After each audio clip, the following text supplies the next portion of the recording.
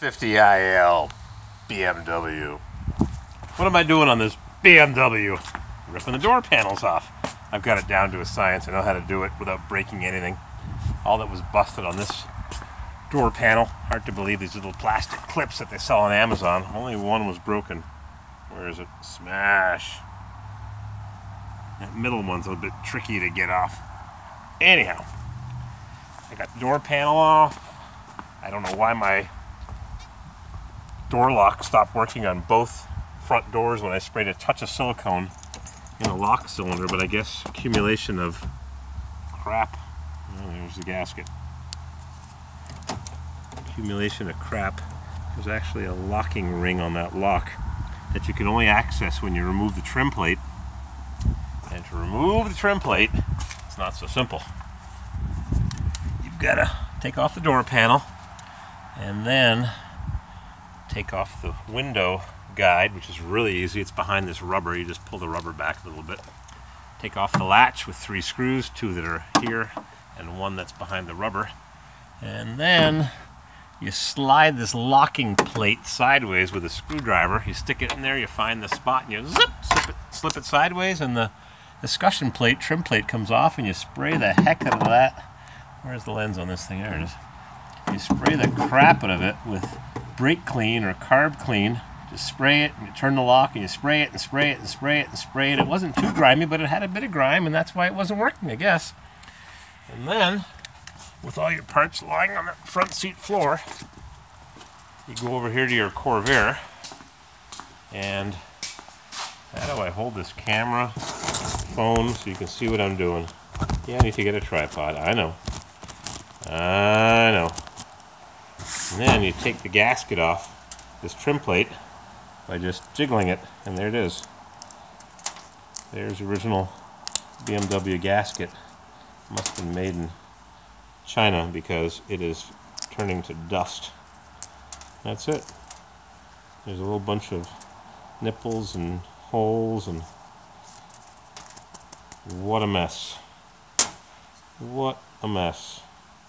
And you take your gaskets that you got from this nice fellow in Japan, and I suspect he's not a Japanese guy because his name is not Japanese sounding to me. And you stick this gasket on, but before I do that, I've got to take off the remnants of this gasket on these little pins. Yep, there's a lot of crap on here. I'm going to reach in my pocket and take my trusty little penknife that I haven't lost on an airplane. The only knife I've lost is when I went to the Statue of Liberty. They told me I couldn't get into the statue with a knife, so I hid it inside one of their display museums, and they locked the doors before I got out of the statue, and I knew exactly where it was, behind the trash dumpster, but it might still be there. But I lost my dollar store retractable knife. How about this one here, this folding one? Lost my little retractable knife that I put the roof on my friend's house in Ohio with. Bugged me, even though the knife was dirty and cruddy. I just had a lot of history with that knife. Sentimental will get you really far. All you end up doing is collecting too much junk. Sentimental this, sentimental that. Plane tickets, boarding passes, remnants of gaskets, dog tags from your puppy, from Ladybug. So you got to put this thing on. It's a little tricky to do when you're looking over my shoulder. It's precision made. It's not from eBay. It's from a guy on the BMW forum, which is called BMW forum. There's a Bimmer forum. I can't keep track. I got so many forums that I'm members of. I'm doing this backwards, I think. Well, this is a backdoor one because the front door ones have a lock hole. The backdoor ones just have a hole, but it's not big enough for the lock. What I don't get is why there's no gasket for the lock cylinder. I found a couple pieces lying on the ground after the escutcheon plate fell off the driver's side, and here's one of them, but I think it's from something different. I don't know where it goes. It's too big for the lock. The other one I put in place, what I'll do is I'll get a tube of black silicone and cut a tiny hole in the slot and inject some silicone very carefully between the lock right there and the escutcheon trim plate. I keep looking to make sure I'm actually recording something. I'm not doing it over here and all you're seeing is my hairy arms. So what videos have I watched? Some guy ranting about the beauty of synthetic oil. He made it sound like petroleum oil was poison, like boulders in your engine versus ball bearings. And then your beekeeper is rescuing his half-ton Suburban. Needs to convert it to a 14-bolt full floater in the back and a Dana 60 up front. And you stop breaking parts.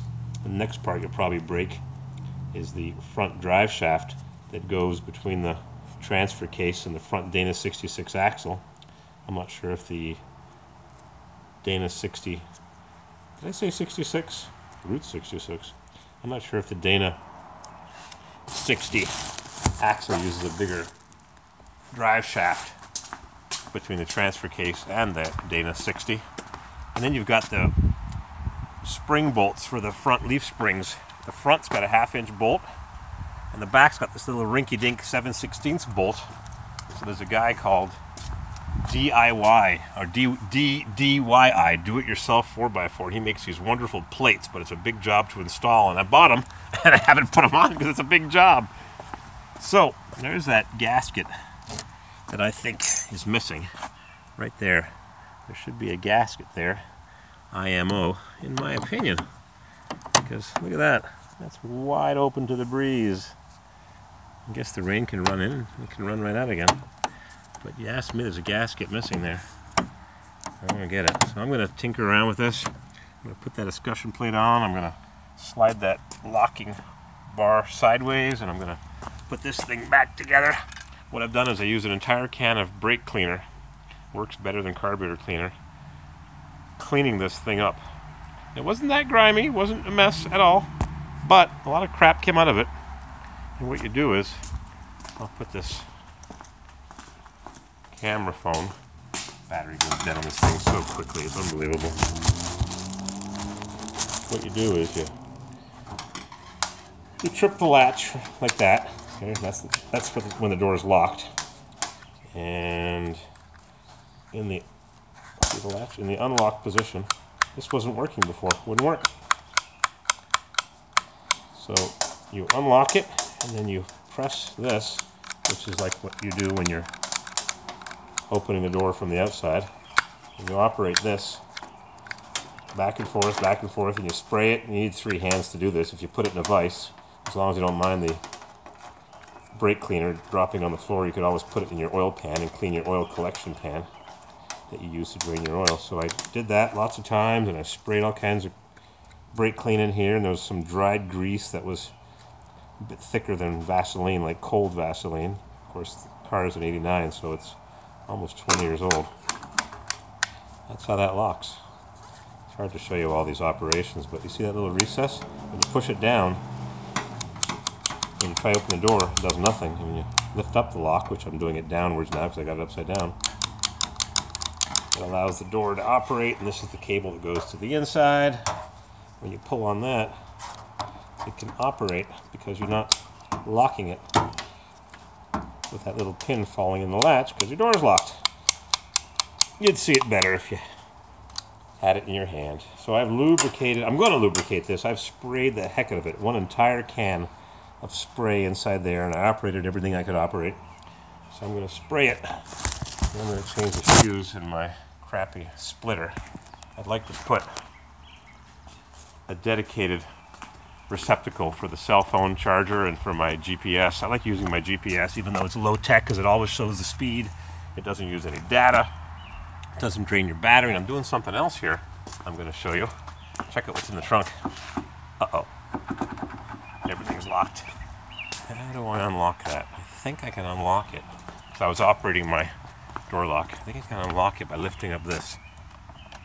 Nope. This has got to be locked. There, now my door thinks it's locked. There we go. See? Now, if I operate this handle, that may spring back. Well, if I use my knee, because I only got one hand, there, it's unlocked now. So I can close the door. Look what I've got in the trunk. Oldsmobile! Yep, all the parts that were in the Corvair are now in the trunk of the BMW from that 66 Olds 4-door LS. Yep, even had the sun visor, which is in better shape than the one on my Buick. Somebody reupholstered my headliner and my sun visors with some crappy vinyl and green material.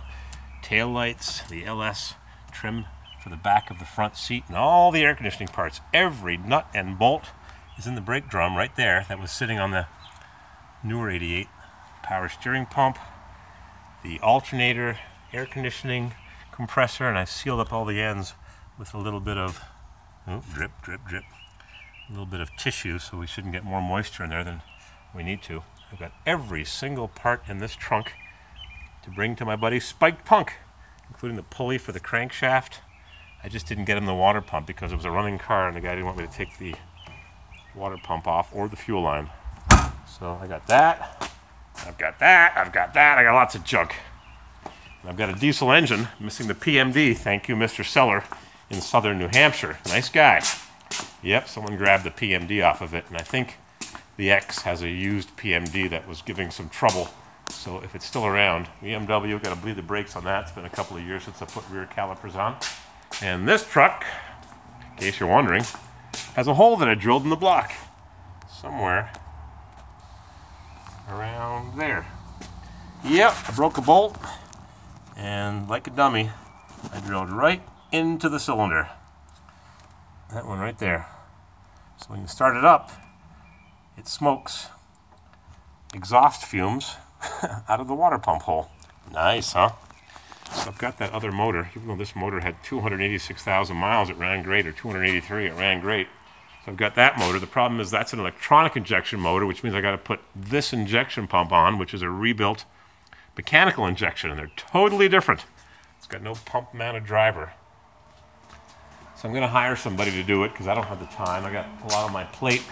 I've got my plow truck sitting right there. I got my Fitch Sprint. Got my 03 all-wheel drive. Got my Grand Prix. Love that Grand Prix. I'll never sell it. Got my Buick. I'll probably never sell this. I've got some dewatering moisture thing called Damperid. And those things do fill up with moisture. It keeps the interior from getting moldy. There's those crappy sun visors somebody reupholstered. And the headliner. Did an alright job, I suppose, but got that thing sitting, got my horn relay installed, I've got my springy hose clamps on. I need to get some bulk GM labeled ribbed heater hose. And where do you get it from? Everybody sells 5 feet. I want to buy a roll of 50 feet. And I want to change those clamps. I don't like those ugly clamps. I've actually got one original tower clamp way underneath. What a place to put a heater hose. Expansion valve. There's a heater hose connection. And you see it? What a spot, huh? So they never changed it. It's still the original last foot of heater hose. That clamp is going, but you don't touch it because you got to cut the hose. Somebody did put GM hose on, but I want to buy a roll of it, not just a pre-cut length. So to get the hose off, you don't twist it. You just cut it, because otherwise you bust off the nipple of the heater core, and it's already leaking on the Grand Prix. I need an NOS one for that. I'm not getting those Chinese ones. They don't last. And I can't find the key to my Harley. The key to my Harley is somewhere between there and there. I had them. I hit them. They're gone. All right. I got work to do here. We're chatting. Nice to watch my videos on YouTube, but I've got work to do. I got to change the differential oil on this. It's chattering. I'm going to put some new differential oil in. I've got 2 pails of it from Walmart. GL5. Don't use it in your old classic car or a Corvair because the sulfur additives break down the brass. Use GL4 if you've got an old vehicle from the mid-70s or older, I suppose. I'm going to work on this and head off to Ottawa to the Blair Rendell Memorial Car Show tomorrow. See you there.